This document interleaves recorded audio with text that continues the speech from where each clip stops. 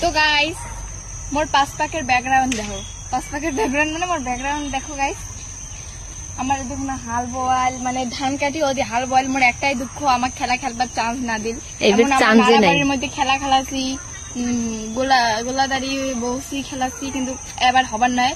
ধান কাটি ওই সঙ্গে কি ফেলাল, সার ফেলাল। ফির আজকে হাল ঢুকে দেবে, আজকে হাল বয়বে, তারপরে গাড়বে জোয়ার।